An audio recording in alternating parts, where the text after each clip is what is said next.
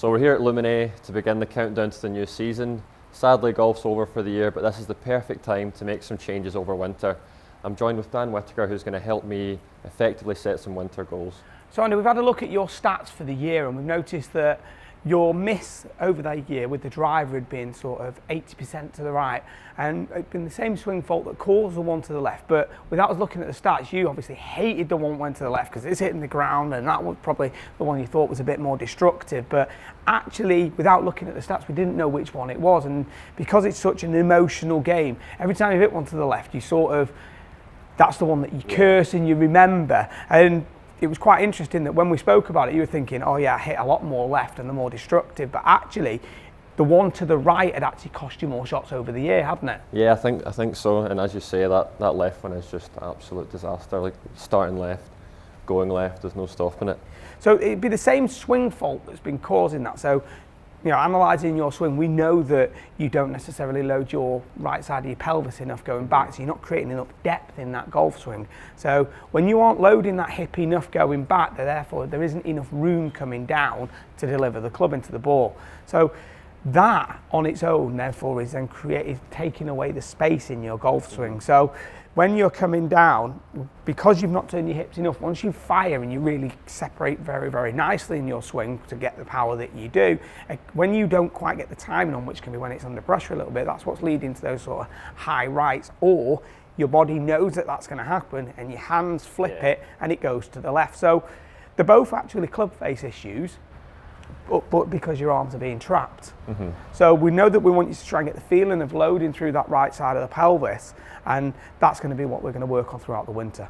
Yeah, so what specifically sort of things would you give me to work on over winter then? So we're looking at it from two phases really. What we want to do is firstly know what the feeling is for you. So being able to work with the feedback loops, being able to ascertain how those changes are coming together for you in terms of, is the feel real, using video, etc., because you know how that should look and feel.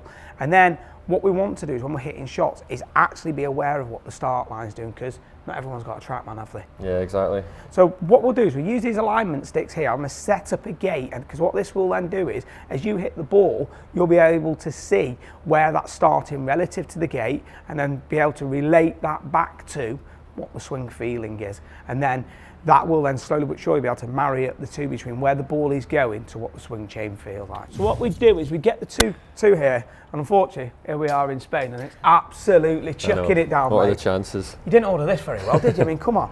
So I go 1, 2, 3 steps out, get wet in the process. So your aim now is to start that ball right in between there.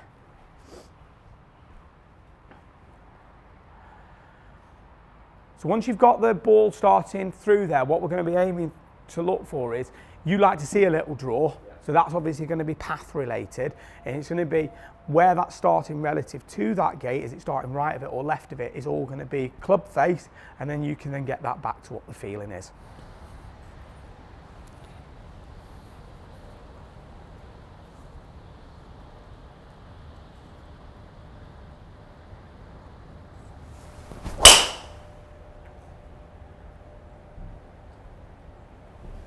So, did you manage to catch where that went through the gate? I'm not sure. I mean, it felt a bit left, if anything, but. Okay, so actually it started pretty much straight through the middle of the gate, but it turned a little bit more for you in the air. It got a bit more draw. So that tells us that we didn't finish the load going back, and that's those hips just snapping out the way and the hands taking over.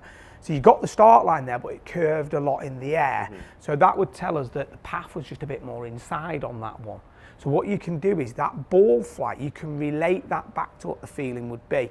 Now, what we do is over the course of a session is write down each one. So write that was too much draw, and then write down the associated swing feeling, and then see if you can correct it for the one after. While we're doing that, let's have a go at it right now. So obviously that turned a little bit more than you wanted it to. So what we're going to try and do now is get the feeling of it loading back, and on the way through you're going to make sure you've got that room to deliver those arms into impact. Let's give it a go.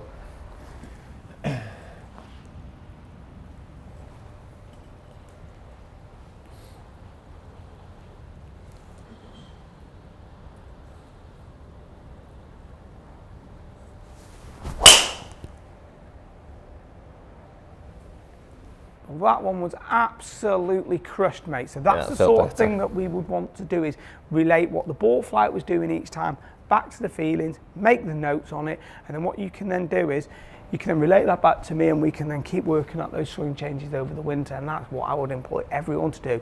Make notes of what they're seeing as the trends in the practice, and then relate that back to the feelings, and then come back to their coach, and they'll be able to start to marry up the feelings to the ball flight.